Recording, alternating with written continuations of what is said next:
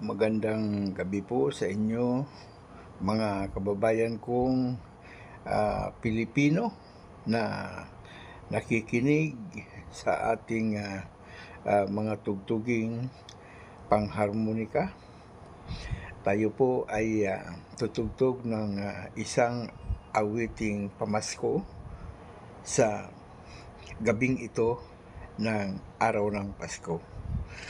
Ang atin pong tutugtugin sa gabing ito ay ang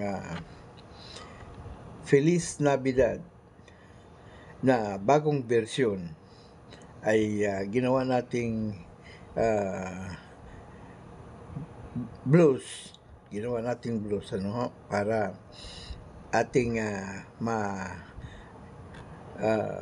manamnam ang diwa ng Pasko na medyo hindi naman malungkot na tugtog, kundi ito ay isang harmonica blues na gagamitin natin para sa Feliz Navidad. Kailangan maging masaya tayo. Kailangan maging bibo. Ang tutugtugin natin sa gabing ito ay ang Feliz Navidad, bagong version sa pamamagitan ng ating harmonica blues. Key of G, 10 holes.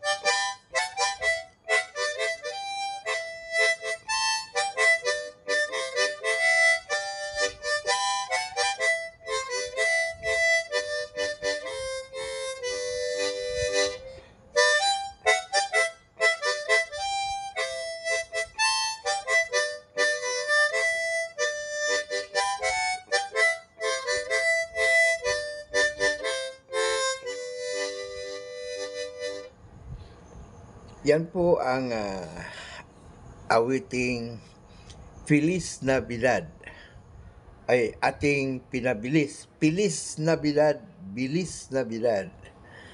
Kaya mabilis ang tugtog upang masaya tayo. Kaysa sa tutugtog tayo ng mabagal, ay walang epekto ang ating pagdiriwang sa gabing ito ng Pasko. Kaya ginawa natin yan upang mapasaya natin ang ating sarili, ang ating kapwa, at yung mga nakikinig ay maaring makinig muli upang ay sumaya at malibang sa ating tugtuging pamaskong handog ng ating munting harmonica blues. Mga kapwa ko Pilipino na mga nasa ibayong dagat o ang tinatawag nating OFW, ay kumusta po kayo? Ay magdiwang po kayo ng ating Kapaskuhan upang kahit papano naman ay maibsan ang ating kalungkutan, dahil alam ko namang malayo kayo sa inyong mga minamahal. Kaya ay kahit na sa pamamagitan ng pakikinig ng ating mga tugtuging harmonika na mga pamaskong tugtugin, ay maririnig at malilibang ang ating kapwa, sapat na para naibsan ang kalungkutan. Magandang gabi sa inyo, mga kababayan kong naririyan sa apat na sulok ng mundo bilang mga OFWs. Merry Christmas sa inyong lahat, at yung mga dayuhan na matamang nakikinig sa atin sa ating pagtutugtog. Good evening to all of you, my friends in four corners of the world, at saka doon sa mga kababayan nating hindi naman OFW na naririyan sa ibang bansa na matamang nakikinig sa atin, ay Merry Christmas sa inyo, sa inyong kinalalagyan. At yung mga naririto sa ating bayang Pilipinas na mga YouTubers at mga hindi YouTubers na nakikinig sa atin at na nakikinig sa aking mga tugtuging pangharmonika, at ngayon naman ay Pasko, ay binabati ko kayo ng Merry Christmas sa inyong lahat, o maligayang Pasko sa inyong lahat, mga kababayan ko. Magandang gabi muli sa inyo, mga tagapakinig ko. Salamat ng marami sa inyo, sa inyong pagtangkilik ng aking mga tugtuging pangharmonika. Salamat.